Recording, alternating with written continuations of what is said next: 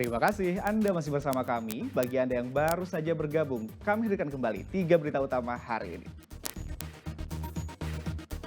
Air Sungai Blumai di Kabupaten Deli Serdang kembali meluap. Warga mulai terserang penyakit dan peternak pun merugi. Tanah longsor akibatkan akses lalu lintas yang menghubungkan antara Tapanuli Selatan dan Tapanuli Utara tidak dapat dilalui. Tanah longsor terjadi di Mandailing, Natal. Akses jalan menuju 3 desa tertutup.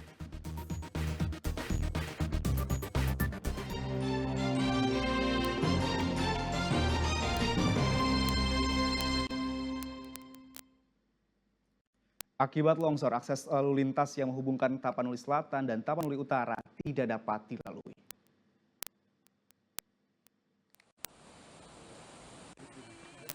Keluarga ini harus bersusah payah berjalan kaki dengan hati-hati di tengah longsoran tebing untuk sampai ke tujuan.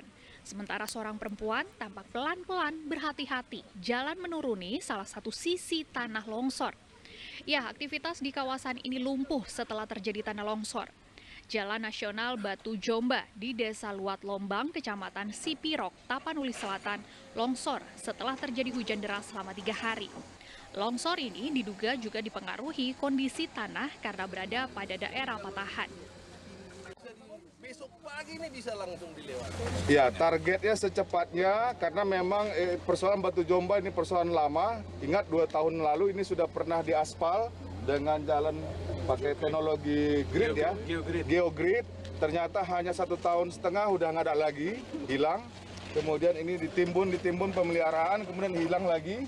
Dan ini hari ini puncaknya karena musim hujan yang luar biasa tadi malam ini kemudian bablas sampai ke bawah. Ya kita tetap lakukan langkah-langkah bagaimana antar penduduk di seberang ini bisa terus bekerja. Para pemotor tetap nekat melintas karena enggan memutar jauh. Tuti Alewelubis melaporkan dari Tapanuli Selatan. Tanah longsor juga terjadi di Mandailing, Natal. Akses jalan utama menuju 3 desa di Kecamatan Tambangan tertutup.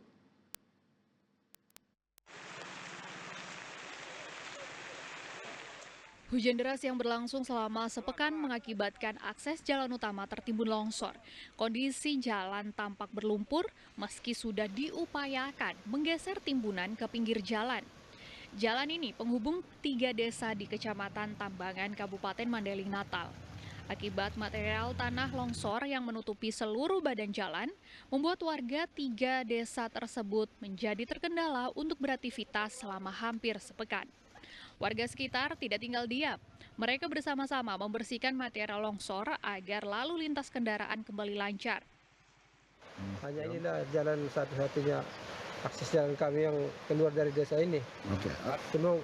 Semoga pemerintah pemerintah Kabupaten Mandailing Natal secepatnya menangani masalah ini. Soalnya kalau nggak ditanganin hanya pembersihan saja, terus-menerus akan begini terus. Apalagi seperti ini saat hujan kan, hujan akan longsor dari atas ini.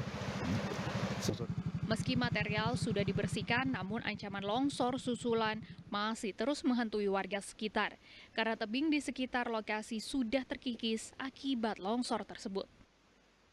Yana Asmara melaporkan dari Mandailing, Natal. Akses jalan tertutup juga terjadi di Dairi. Penghubung antar kabupaten sempat ditutup sementara akibat Jalan Nasional Sidikalang Dolok Sanggul ambles.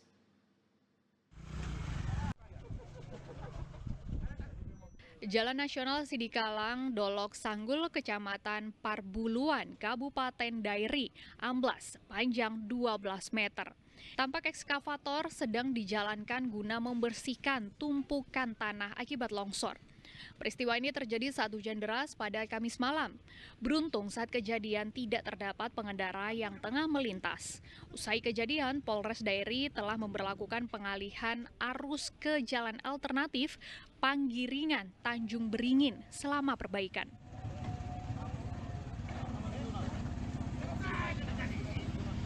Balai Jalan Nasional belum dapat memastikan kapan perbaikan rampung, sebab alat berat yang dikerahkan ke lokasi tampak terperosok akibat kontur tanah yang cenderung tidak stabil.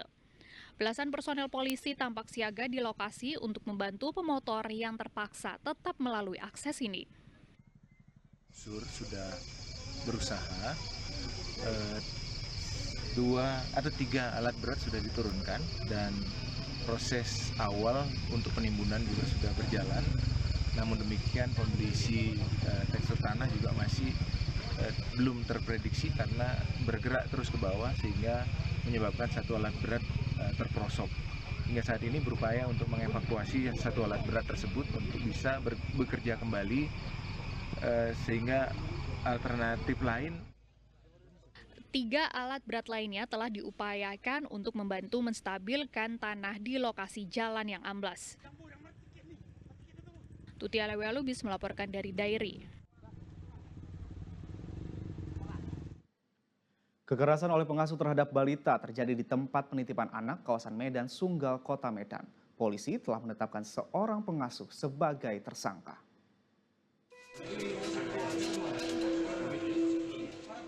Setelah memeriksa 3 orang saksi, polisi akhirnya menetapkan status tersangka terhadap salah seorang pengasuh anak bernama Utari Panggabean. Penetapan ini juga diperkuat dengan rekaman CCTV milik daycare atau tempat penitipan anak yang memperlihatkan aksi penganiayaan yang dilakukan tersangka terhadap korban berinisial AE. Aksi tersebut terjadi pada 1 Oktober. Berdasarkan dari hasil penyelidikan, tersangka diberi tanggung jawab untuk merawat 3 orang balita. Aksi penganiayaan tersebut hanya dilakukan kepada korban, namun tidak terhadap 2 balita lainnya. Dalam aksinya, tersangka menganiaya korban sebanyak 3 kali, dan pada penganiayaan yang ketiga, ibu kandung korban mendapati bekas luka cubitan di tubuh balitanya, sehingga meminta kepada pemilik daycare atau penitipan anak tersebut untuk memperlihatkan kegiatan harian pengasuh melalui rekaman CCTV. Dari hasil rekaman tersebut, kemudian pada 2 Oktober, ibu korban melaporkan kejadian kepada pihak unit PPA Polrestabes Medan. Sehingga pada Rabu 9 Oktober tersangka diboyong petugas ke Mapolrestabes Medan untuk diperiksa. Pelaku beralasan melakukan penganiayaan karena sedang kesal, karena terbawa emosi terhadap korban yang susah makan. Ya, modusnya ini korban ini sering rewel, menangis dan susah makan. Demikian. Itu alasannya, Bang? Ya, itu alasannya. Bang, sering berulang, Bang, itu kan di CCTV nggak ada? Sudah 3 kali. Sudah 3 kali dengan korban yang sama. Namun tersangka tidak ditahan karena mendapat hukuman di bawah 5 tahun.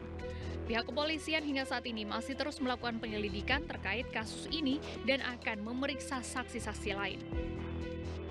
Muhammad Hamdani melaporkan dari Medan. Laporan tadi mengakhiri berita Medan hari ini. Saya Agi Kurniasandi berterima kasih atas perhatian dan kebersamaan Anda. Selamat beraktivitas dan sampai jumpa.